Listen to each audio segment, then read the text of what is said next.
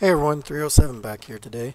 Talk to you a little bit about the ACW-R. It's the first engineer kit unlocked via assignment out of the close quarters download content.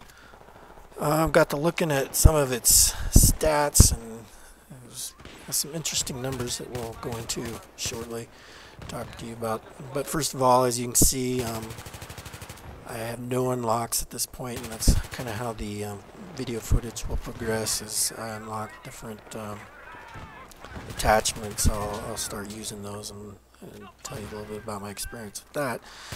But anyways, getting back to the stats on this gun, it's one of the highest rounds per minute carbines that they've given us so far as what DICE has put out. It's an 850 round per minute gun, which is pretty fast considering the M4A1 is 800 rounds. So the M4A1 is a pretty popular gun as far as an engineer kit weapon. A lot of people use that, and because of its accuracy and its high rate of fire.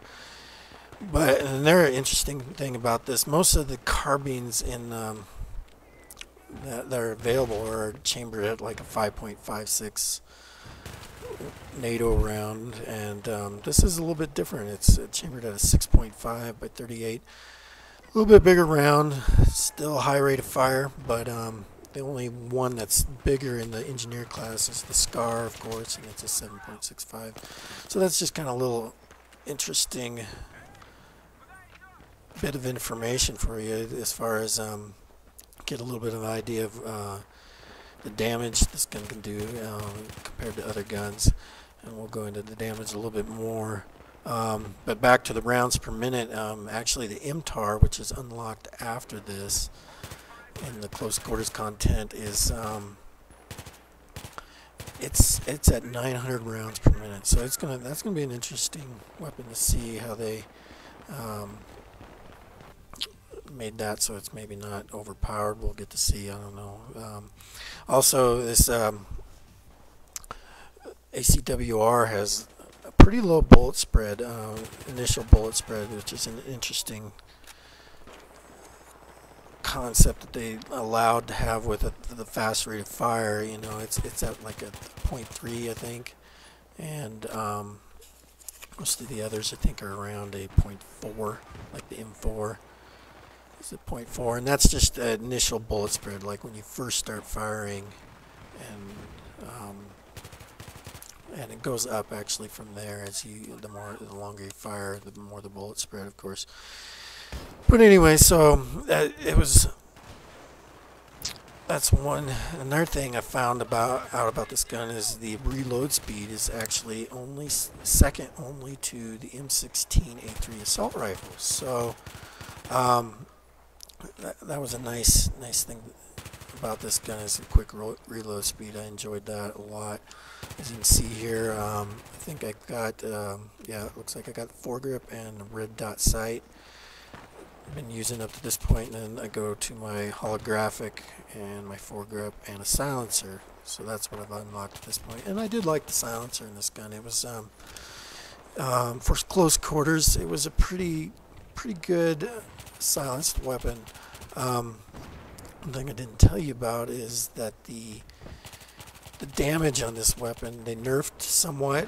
It's at 20% at a certain range, and then it goes down from there to at 50 meters. It's down to 16.3%. So all the other carbines, except for the SCAR, but all the other carbines are at 25%. So they have, in that respect, this gun is a little bit nerfed. So, and that's without any attachments, just so you know, that 20%. Imagine if you put a suppressor on that, you can look at the statistics, what it does. But even with the suppressor, this weapon had a fast enough rate of fire that it, you know, seemed to have a good damage capability, which I was happy with, and I did like the silencer on it. But as you'll see here in a little bit, I get the heavy barrel, and I do like that better for this gun, even in close quarter situations. It it's pretty powerful guns with that high rate of fire and the high accuracy that it does have. I mean, as you can see, it doesn't have a lot of recoil, and so I think a lot of BF3 players are going to use this weapon as they get more accustomed to it. So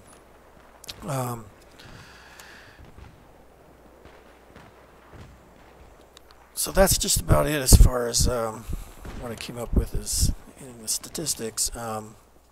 As far as my personal preference, I would say this would probably end up being one of my top 4 probably engineer kit weapons.